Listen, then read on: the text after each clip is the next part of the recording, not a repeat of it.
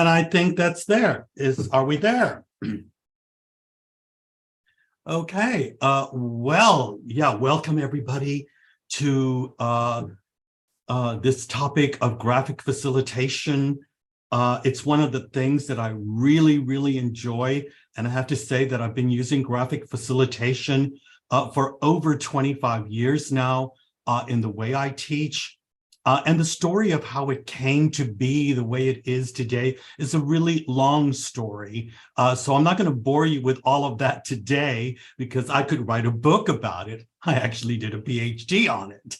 I want to kind of give you a rundown of what it is.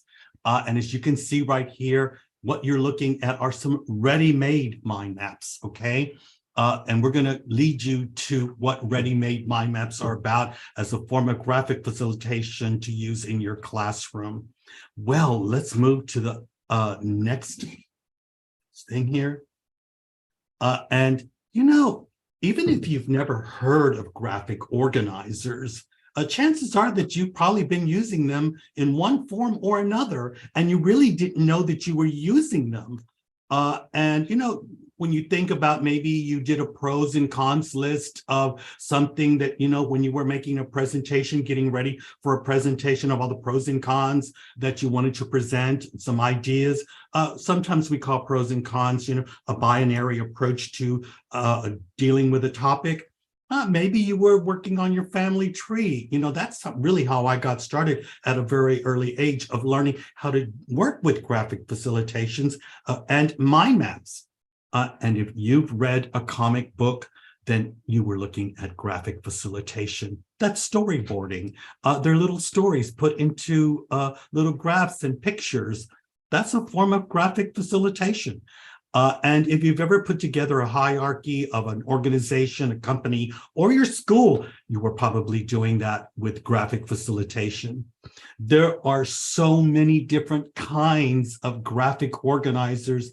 I researched it and tried to find as many as I could, and we're not going to be able to cover all of those today.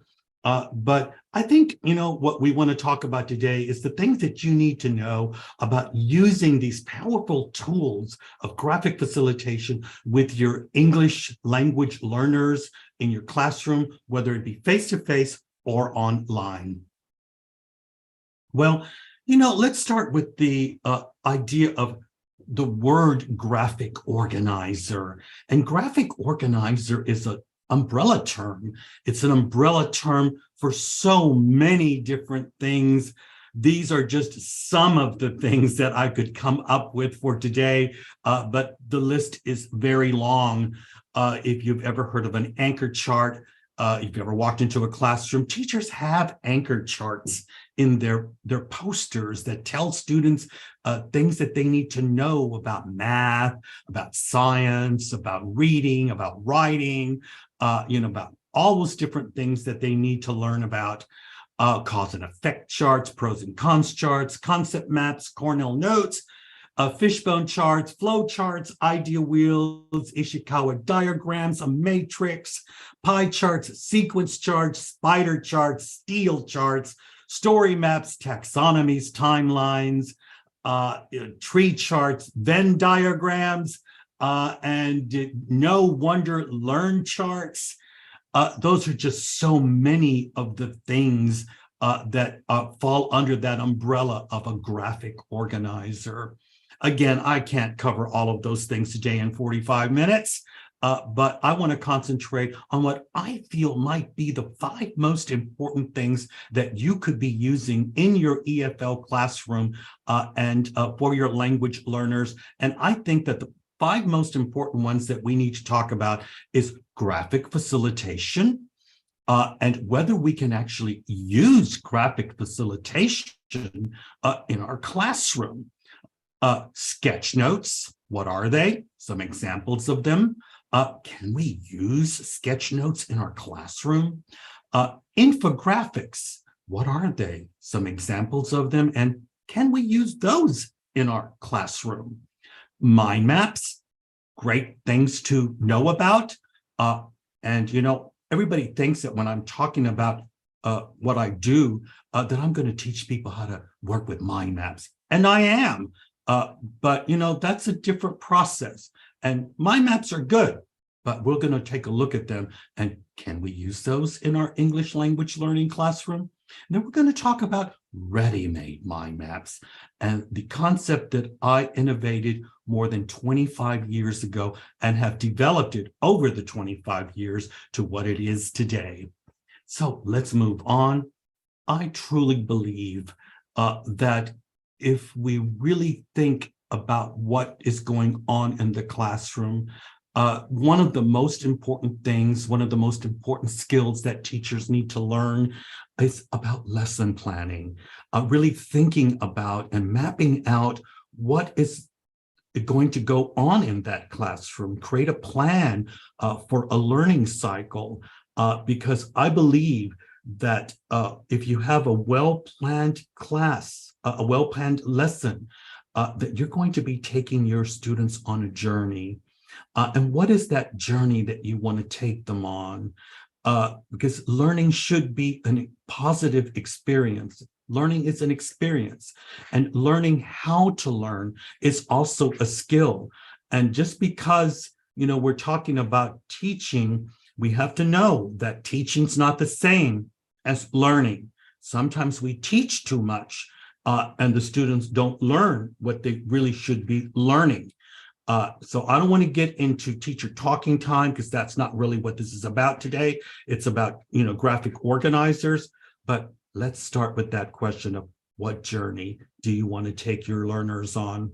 Because graphic organizers is a way to be very creative to take them on that journey. Well, we want, and I think this is what I truly believe, is that we want to put our learners in the driver's seat. We want to teach them what they need to know so that they feel confident about themselves to get behind the wheel and start driving themselves, start speaking English by themselves without us. And there's many things that we have to do to make sure that they feel comfortable about the language that they're learning. This doesn't have to be about English, because this is what every teacher should be doing. We should be leading our students to be self-directed, and they need a little bit of cognitive apprenticeship.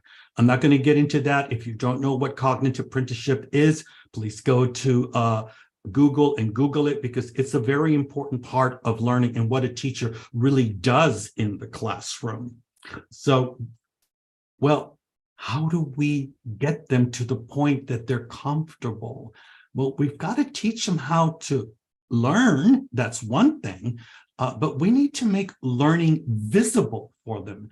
And that means making thinking visible for them. Sometimes when we give them a course book, that could lead to cognitive overload, and that might, not be so good for a learner.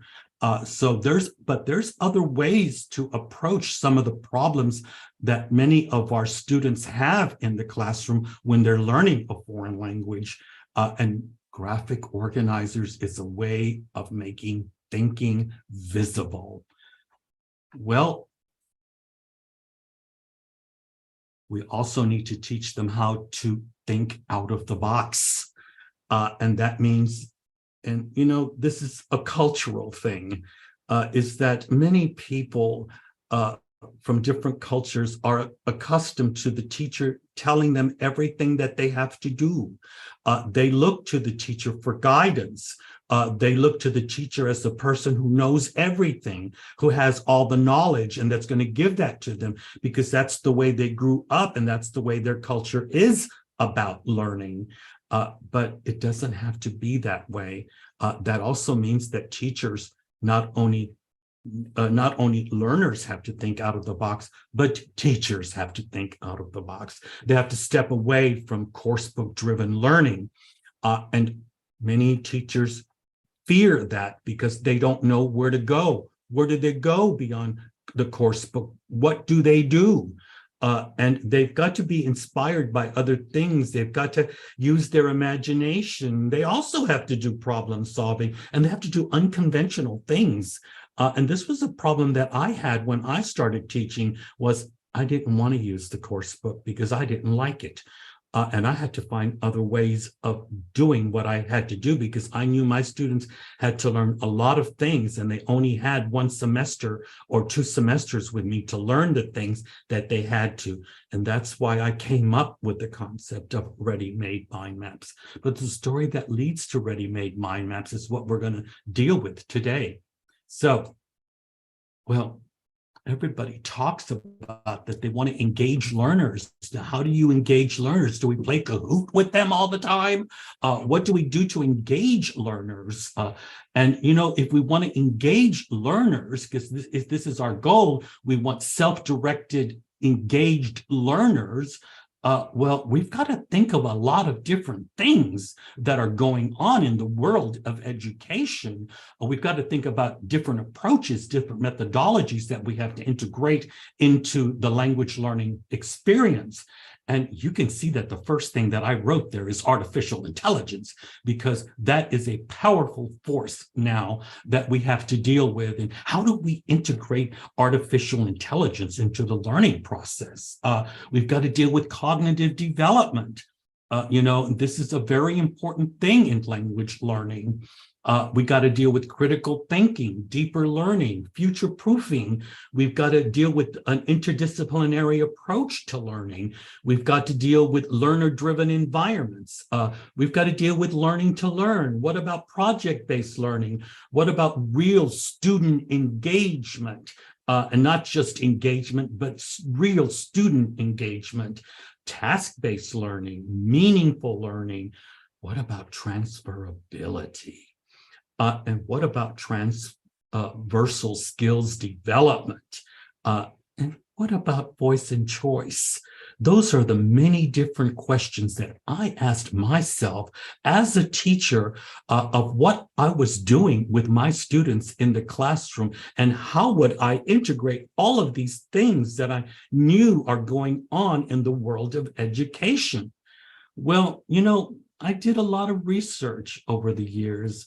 And one of the things that I realized is once I started using ready-made mind maps, I found out that there were many things that were going on that really were positive things. It helped me to flip the classroom.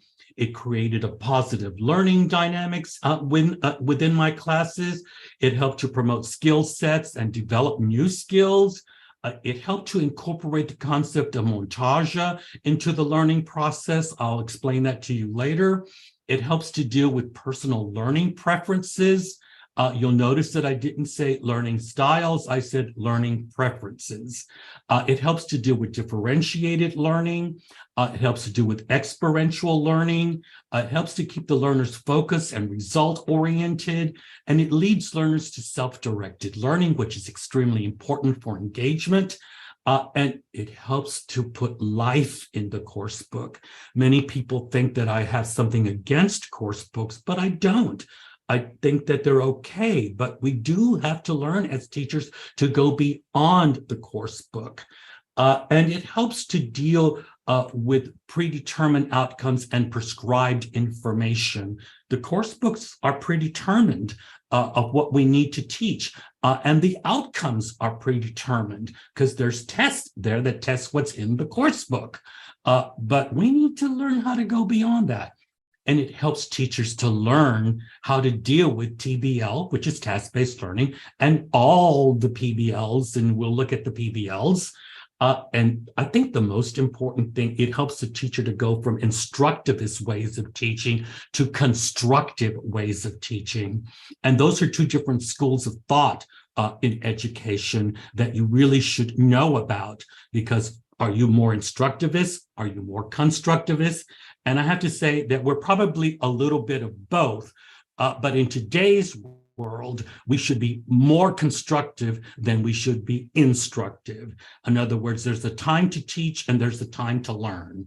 And there's a time for students to be doing things, because learning should be about doing. It's not about teaching them something like they're empty vessels that they have to take in. But whatever we teach them, they should be doing something with it. And that's a constructivist approach to learning.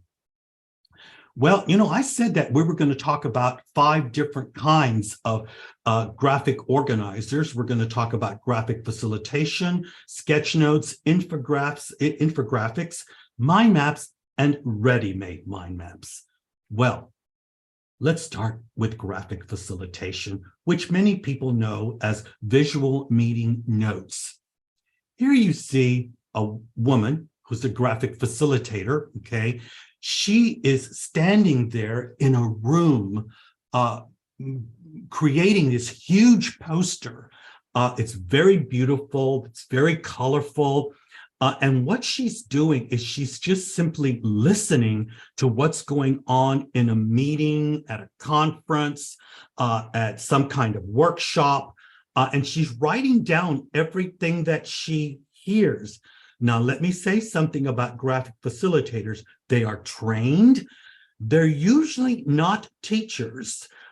They are graphic artists. They're people who are very, gifted with drawing, with color, and with space. They really know how to work with space. They are trained. They work very quickly, and they are creating something live as it's happening.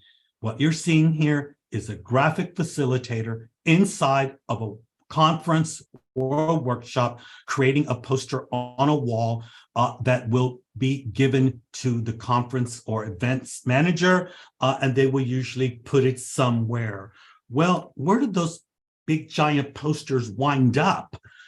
They usually wind up in a company where they post it on a big wall where people walk by and see it all the time. So they're reminded of what's really important, what happened at an event, what did they talk about, and they see it every day. And after a while, they start to remember it.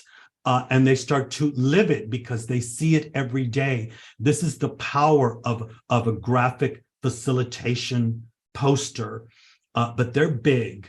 And again, these people are trained and they're usually not teachers. So it does serve a purpose, but is that good for teaching English or any language? Well, the answer is no, they're not. They're beautiful, but they're only used in different kinds of environments, but they're usually not effective in a language classroom. Well, let's move to sketch notes. And when we talk about sketch notes, I have to say that I have been involved with many different people who do sketch notes. I know them personally. I've been doing this for over 25 years. And when we talk about sketch notes, there's a king and there's the queen of sketch notes. And the queen of sketch notes is Sylvia Duckworth. You can Google Sylvia Duckworth. She has fantastic sketch notes that she creates. They're known all over the world. They're translated into different languages. She actually has a company that teaches people how to create sketch notes and do graphic facilitation. If you follow me on social media, you'll see that I use a lot of her sketch notes and mind maps to add to some of the articles that I write because they're just so fantastic. So Sylvia Duckworth is the queen of sketch notes, but there's a king. And the king of sketch notes is Tame Vora. He's Indian, and you can follow him on Facebook and on LinkedIn as well. And I use a lot of his sketch notes as well in the articles that I write. I do have permission from Sylvia and Tame to use their sketch notes because they're just so good. Sketch notes are just an overview of a certain topic, condensed, gives you the main points of a topic, and they usually are not Tame and Sylvia. They actually take other people's ideas and condense them down because, people learn from pictures. And this helps to understand a concept without having to read so much. So this is great for learners who have problems with reading, on concentration. They can understand something. So sketch notes do serve a purpose. I like to use them myself for articles because it's just a great overview of articles. So again, one more time, Google Sylvia Duckworth. You'll find many of her sketch notes that you can use in class. And you can also use Tammy Vora's sketch notes, which are also fantastic. Well, let's look at some infographics. And infographics is, now we're getting into things that, again, they're useful things for us to use in the classroom. Now, this is an infograph about infographics. Okay, so I guess we could call it a meta infograph, but it kind of, infographics are different because they usually have pie charts, they'll deal with statistics, they'll have breakdowns into numbers, they'll use all different kinds of graphics within the infograph to explain something. You can go to and just Google the term infograph under images, and you could find an infograph for almost anything that you're teaching in the classroom. So infographics are great to use as visuals when you're looking for a visual for a topic that you're teaching. Now, and another thing is, one of the masters of teachers, and I always recommend, is Nick Peachy.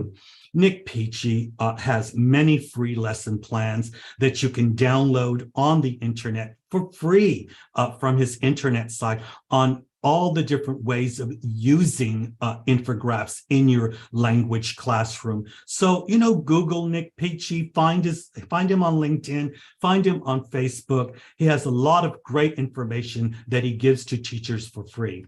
Here's an example of an infograph about garbage. Again, you can find anything on the internet if you want an infograph. And here's another one on international education. So here you can see there's graphs, there's different statistics and numbers. Now, when you're dealing with a topic that it's going to deal with statistics, infographics are the way to go. Now, I truly believe that teachers should not be creating the infographics for the class. I think they should deal with certain topics and they should teach students how to create the infographics, because infographics is great to be using in task-based learning and project-based learning. So learn more about infographics because they are great to be using in your language learning classroom. Now let's look at mind maps. And there's so many things about mind maps on the internet. You can, there's just tons of mind maps, but a lot of people don't know how to use mind maps. And when we talk about mind maps, we have to talk about Tony Buzan. Tony Buzan was my mentor. I learned it from him. I flew all the way to Singapore just to meet him personally because I was just interested in what he was doing at the time. And it was just fantastic. And I feel very honored to have known this person because he's the one who influenced me the most when it came for me to really create what we know now today as ready-made mind maps. And a lot of that was based on what I learned from him. So if you want to know about mind maps, what it is, how to do it, he has books about it. He no longer is with us, but I have to say that definitely just Google his name, go to Google Images, and you'll find a lot of his beautiful mind maps. One of the most famous ones of all is this one right here. And they're wonderful, but what you're looking at is a very, very embellished product. That's not something that you can do in just 5 minutes. Mind maps are great for brainstorming. But what you're looking at here is, again, something that took a lot of work. A very talented person, Tony Buisson, he did these. And if you Google it, mind maps, this will always be there as one of the top ones that shows up. But, mind maps can be used for so many different things. This is about time management. Let's look at one where it's here, a mind map about preparing for a job interview. This is where I think they become very useful in the classroom, because all I have to do is ask my students, well, let's create a mind map about what we need to know about preparing for a job interview. And everybody will work by themselves first, or they can work in groups.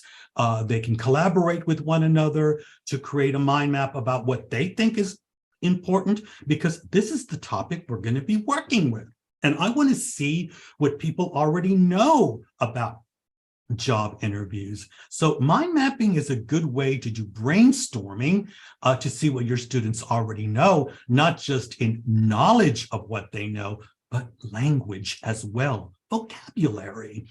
And if they don't know the word in English, they can look it up in the dictionary on their iPhone and still help. They can still write that word, and that's learning as well too.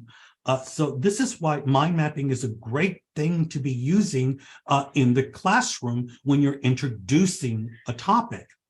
And here's another mind map that was created by Word or another program. I don't know exactly what program it was. This is not done by hand, but you can see here that this is about proactive inquiry and about, what really is proactive inquiry. Now, I would not ask this to low-level learners, but again, you see a mind map here, and this one was created by the king of sketchnotes, Tame Vora.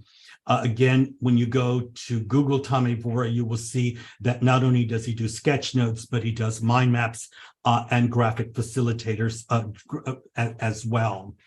Well, that brings us to ready-made mind maps, which are also known as RMMs. That's the acronym that I gave it. I had to deal with a lot of different problems in my classroom. I was working at a major business university in Germany, and I was working with first and second semester students who already had a great knowledge of English. They were already at a B1 level. And I wanted to take them beyond that B1 level and hopefully within 1 year get them to C1 level. And that meant that I was going to have to be dealing with a lot of different things that I would have to incorporate into the English language classroom with my students. And that meant that I was going to have to be dealing with all of these things that you see listed here. But the definition of a ready-made mind map is it's a graphic organizer that acts as a lesson plan. It's a roadmap and a guide to deeper learning. And deeper learning cycles are not one 45-minute class or one 90-minute class. Deeper learning cycles last sometimes a week, 2 weeks. They could last a month, depending on what topic we're going to break down. But when we're doing deeper learning, there's a lot of other things that come in that need to be taken into consideration. And that is, if you're working with a CLIL methodology, ready-made mind maps are perfect for that. If you want to deal with cognitive development, critical thinking, future proofing, inquiry-based learning, the list goes on, meaningful learning, and all the PBLs, passion-based learning, performance-based learning, phenomena-based learning, place-based learning, prescription-based learning, problem-based learning, product-based learning, and project-based learning. Those are all the PBLs. I will be writing an article very soon on let's get your PBLs right, because people need to know that there's just not one PBL, there are many. And if you're dealing with STEAM methodology, ready-made mind maps are perfect for that too. If we want to do student-driven learning, then ready-made mind maps are great for that as well too. Well, the thing is with ready-made mind maps that we have to teach teachers how to create them so that they can use them in their TBL and PBL learning cycles and all the other things that are going on, and also combining them with the course book that they might be using. There is a theory to it. There is a process that teachers have to learn of what really goes on and how they use them. I do explain that in workshops, and I have to say that Mo and I are planning something already where I will be coming to Cairo and doing workshops on graphic facilitation and how to use graphic facilitation in the classroom. I look forward to that. We hope that should be happening in August, late August. I think that's when we said it would be happening. So you will get a deep, look into that. Well, how do we really start with all of this? Well, what you see here is all workshops that have to deal with graphic facilitation, with ready-made mind maps. They start with what's called a moderation kit. And we need poster paper as well, too. And here you see all the things that are inside the moderation kit that I usually bring with me: markers, scissors, pencils, sticky notes, stickers, Post-it notes, all kinds of different cards in different shapes and colors, highlighters, all these things that we're going to need to really be creative to create ready-made mind maps that they can take with them and start using them in the classroom, because not only do they understand what a ready-made mind map is and how to create one, but they know how to use it in their classroom. That's really the goal of the workshops for graphic facilitation. Now, we start with a moderation kit. We also take the books that the teachers are using. In this case right here, the teacher wanted to use a Cambridge book. She was using Empower B2, and she wanted to take a topic that was inside of that book and create a ready-made mind map for that, for her class. And she chose the topic of change. So what we did was we brainstormed from what she saw inside of the book, what she read, and then she did some research. I helped her to research it on the internet. We had laptops in the room. And we brainstormed it together. We worked in groups. There were 6 of us in each group, and this group was working with change. We dissected that topic. We identified the areas of importance that we felt that the students needed to know. We developed some new ideas that were not in the course book, and we pinpointed as well. We made a vocabulary list of the vocabulary that they were going to need to know as well, and you're going to see something on that as well too. Then we created a really big poster. Well, first we started, as you see in number 5, with something really small, but then we created a really big poster from it, made it really nice, and she was able to take that with her. She took the poster with her, but she took a picture of it, and I showed her how to make an electronic image of it, a JPEG, that she could send to her students. So this is sort of the process of how we start to learn how it works. But here you see it laid out on a table. This one right here is a mind map, a ready-made mind map of improvements to my local community or area. You see that that's the mind map that I gave the students. In number 2, you see that I sent it to them by their phone. Number 3, the student printed it out. Number 4, they broke it down and translated that, and they rewrote it themselves, because this student felt that she wanted to have it in her own writing, and that's a great way to learn, by the way. So she used transpositioning, which is another thing that learners just do without even really thinking about it. You can see that this person right here is a very organized learner. Now, of course, there were things that she had to research. So she researched it, put it on a Word document, and then she moved that Word document into her own writing, because I want them to write it in their own writing. As you can see, it's on a college block. And then what she did was she put a draft together, and then she turned in number 7, her writing assignment for that. And that is what I checked. I checked to see what she wrote, because the product of this learning cycle was, the topic was improvements to my local economy, a local community, but the product was writing. And we walked them through all the stages. They learned how to learn by using ready-made mind map to guide them to do the research, to put their notes together, their final draft, and then a final copy of final product that they turned in to me. Well, again, when we're working with ready-made mind maps, we're dealing with PBLs, and any PBL learning cycle and deeper learning cycle must end with a product. And there's so many things that we can do. As you can see, as I showed you, that one dealt with a writing product. And teachers need to know, what do I need to know?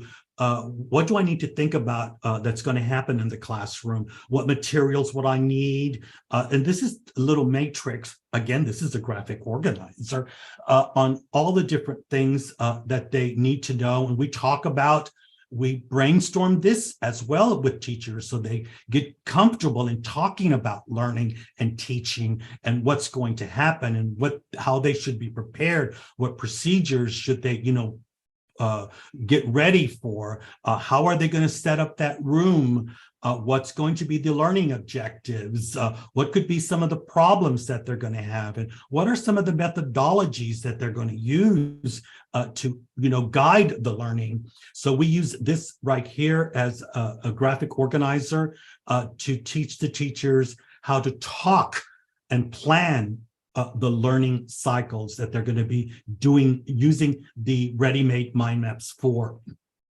Here we see one teacher. She's did her poster, and she's going to be dealing with the topic of my country, my culture. People want to talk about their culture, and I put together a group of 12 teachers, all of them from different countries, and we brainstormed the things that we thought would be important about talking about their country and their culture. And we came up with 7 different points. And then they put them into bubbles. She created her little empty poster.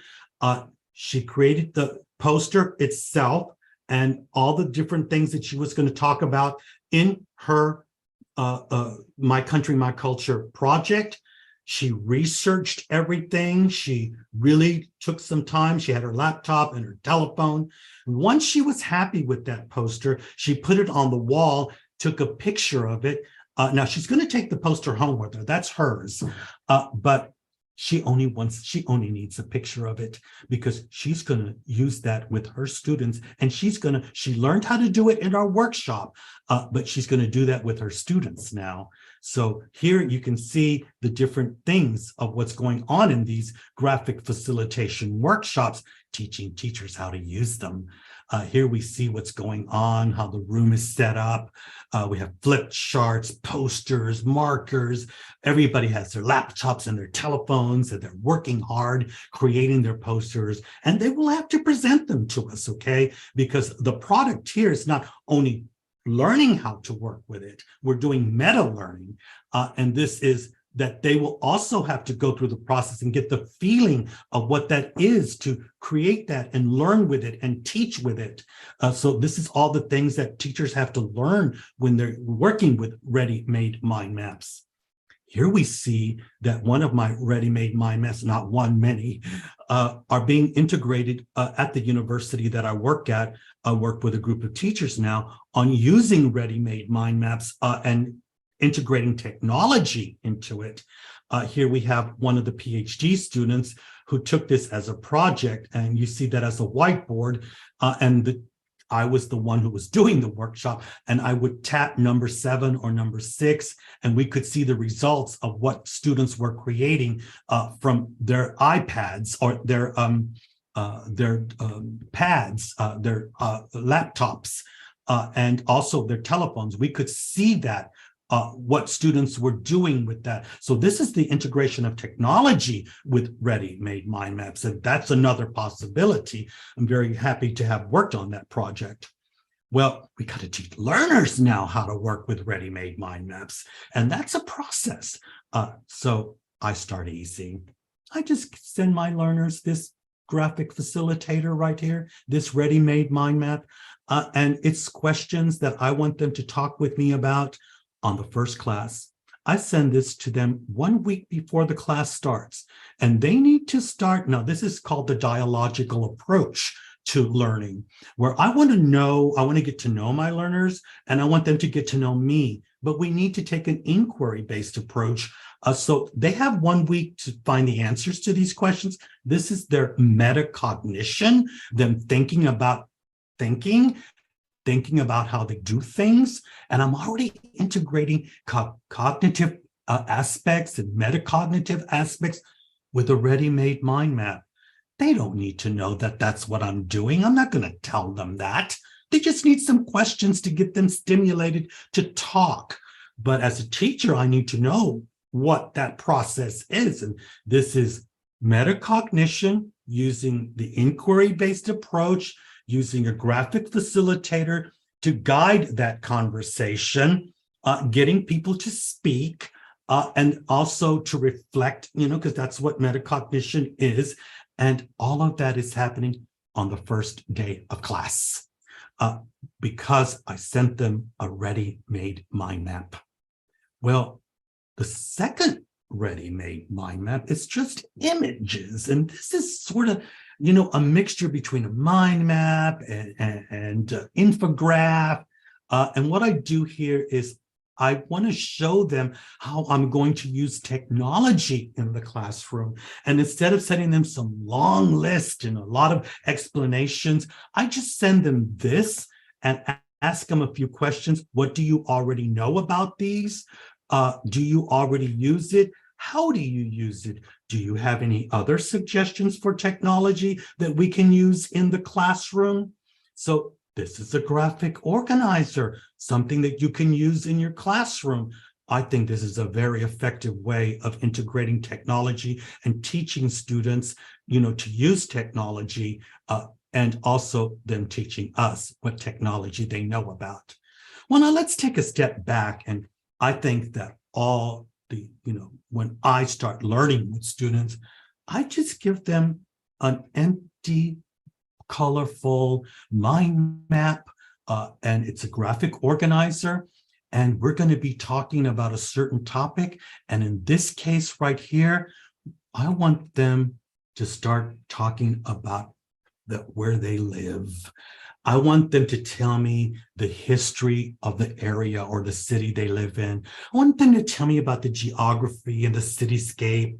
I want them to give me a demographic overview, tell me about the economy and the job market, tell me about the infrastructure, transportation, and maybe tell me something about the culture, education, and recreation possibilities in that area. So we break it down into 6 categories, and I show them how to do it. We work in groups, and because I believe in collaborative learning. And we have to find out what resources, where are we going to get this information from? And we start talking about that. And then, of course, they have to start getting their project ready because they're going to tell me about their city.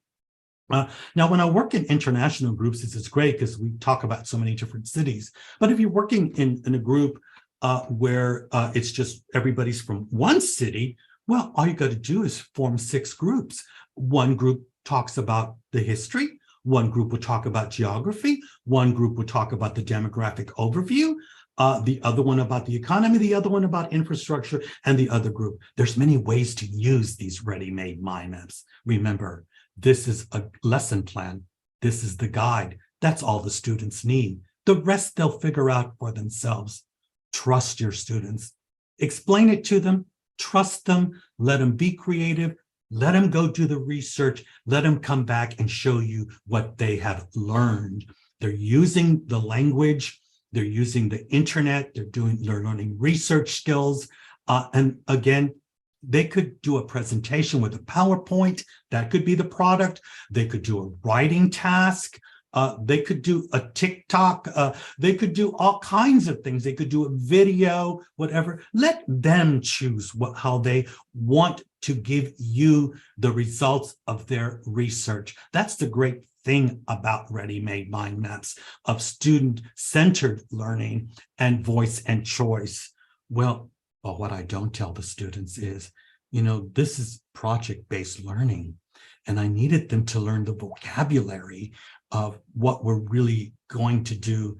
So once I'm happy with that and that's happened, I take them one step further and I give them a problem. I now throw problem-based learning at them and I tell them, let's break all that down. They've learned a lot of the vocabulary. So now we're going to tell them, I want you to think about the future of your city, of your region. What are some of the problems and challenges that are being faced in that, in the area? We look at number 2 in the area of education or healthcare. Now you'll notice that I have 3 possibilities in each one, because once the students make a choice, they say, well, I like number 3 and I want to talk about the economy. Well, that's great. That's wonderful. I've got, if you do your mathematics here, you'll see that 3 times 6 is 18. I have 18 different perspectives. I could have 18 groups, 18 students, or whatever. You as the teacher decide how you want to break this down, but the possibilities are endless. And here we've already done the vocabulary building. They feel comfortable with the topic. Now we got to give them a problem, because we got to throw in some critical thinking there too as well. And that is what is great about the ready-made mind maps. Now, here I am going to show you, I started with a group of Chinese students. They were engineers and they wanted to do something fun. They just didn't want to talk about theoretical things about engineering. So we decided we were going to design a car of the future, and we had to brainstorm in the classroom, so I just gave them this empty worksheet right here, and you can see what I started writing on the board from what they were telling me. And you can see that, the students were writing things down in their tablet, on their book, their notebook, and then they went to create a poster, and each group was working separately, and they were going to present their idea of the car of the future in groups. They worked in groups. They were all designing it, thinking about it. And I would go to the different groups and they would, be telling me about it. And I would be correcting their language, making sure that everything they were explaining to me was grammatically correct, that the vocabulary was correct. We can see the different groups. Some of them really got into it. They were on the tables, whatever. And you can see that they're putting the posters up already on the wall and getting ready for the presentation of the car of the future. This was something that I did with them, and we just created the ready-made mind map, and we used a mind map to do it. And it was a ready-made mind map that we wound up with. And you could see what that led to. Here, I believe that when students work so hard, they deserve to celebrate. So I invited them to my house for a barbecue. They came to my house and I had 26 Chinese students in my house celebrating with a barbecue because they deserved it. They worked very hard. Well, I had a group of students who came from North Africa, from different countries, from Morocco, Tunisia, Algeria, Libya, Egypt, and we also had, not all of them spoke Arabic, but they were all specializing in technical English. They needed technical English because they were also engineer students. And we had to use a book, and they told me that they thought the book was boring. So what did we do? We got the book, we broke it down into chapters, and then it said, let's see what we can do with that. And each student we decided what we needed to take out of every chapter. We brainstormed that together with using graphic facilitation. And then they created a poster from that.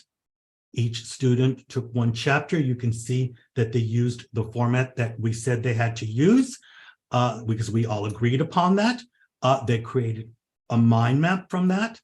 And here you see me helping them do that in the classroom. It took us 1 month to do this, but I met with them twice a week. I was working with them intensively all day long.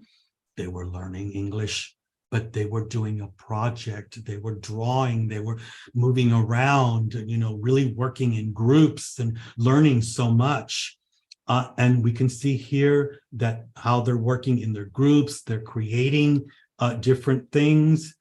Here we see he's very proud of his poster, by the way, and he did a great presentation. That's graphic facilitation in action. It took him about a week and a half, almost 2 weeks to create it because we had to do a lot of language learning. But look how beautiful that is. And he did that all by himself. And here we have another one, okay, on health and safety, because that's, part of engineering as well. And she told us a story. It was fantastic. And we put these posters all over. And again, my students deserve celebration.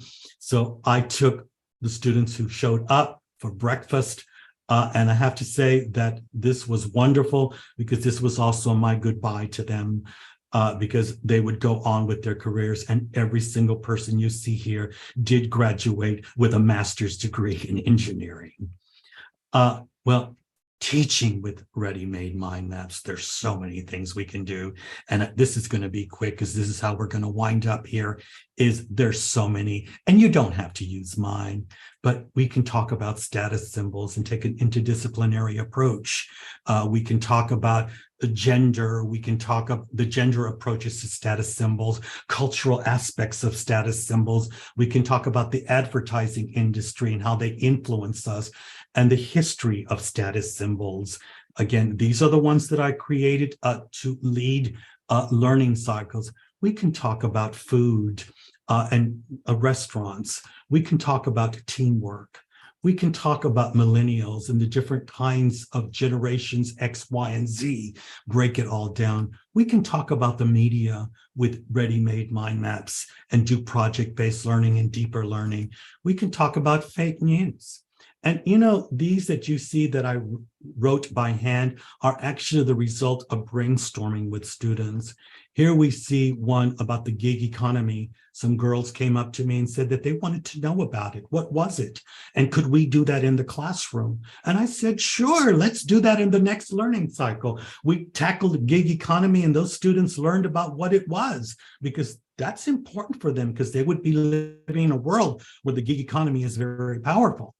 I had one student who wanted to tell me her story about moving away from home.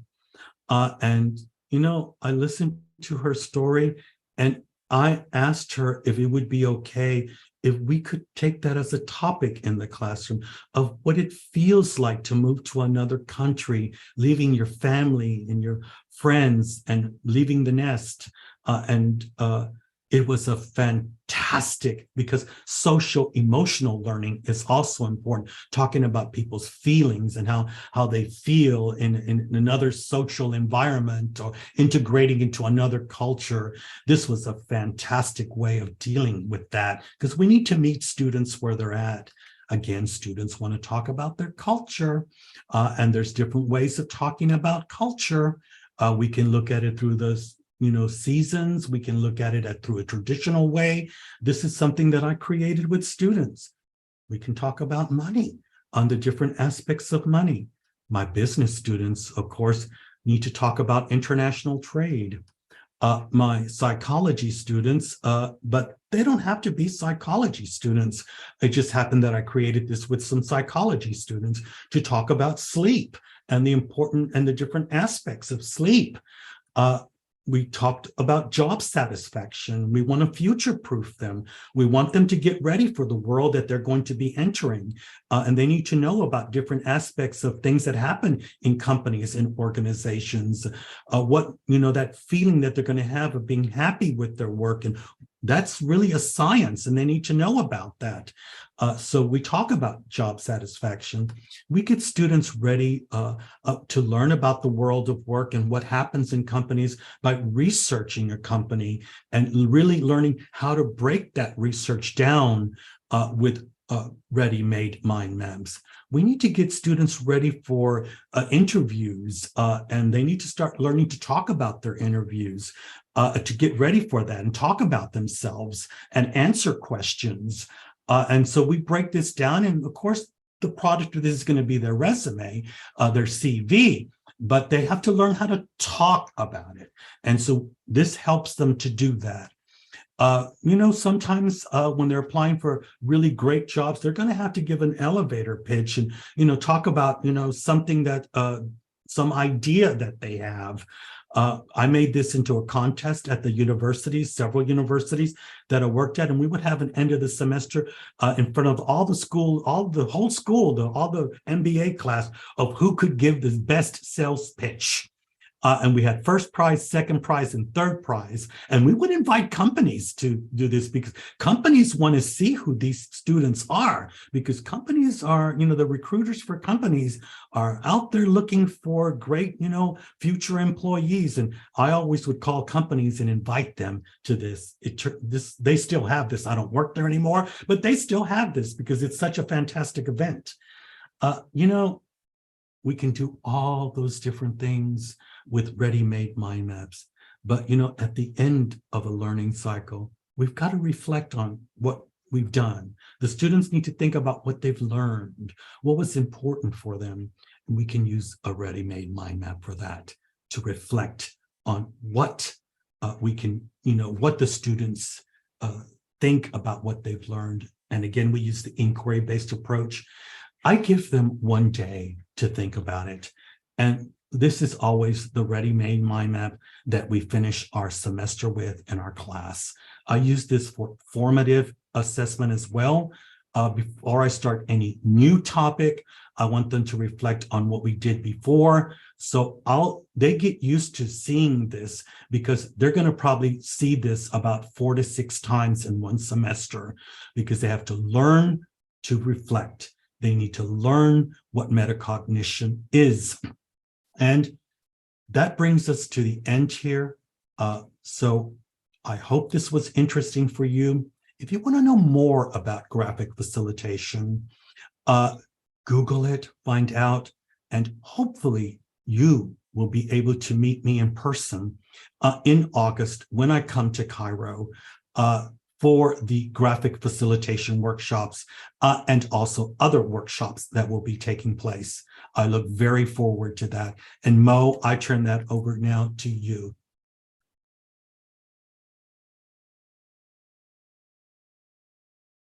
Yeah, that was,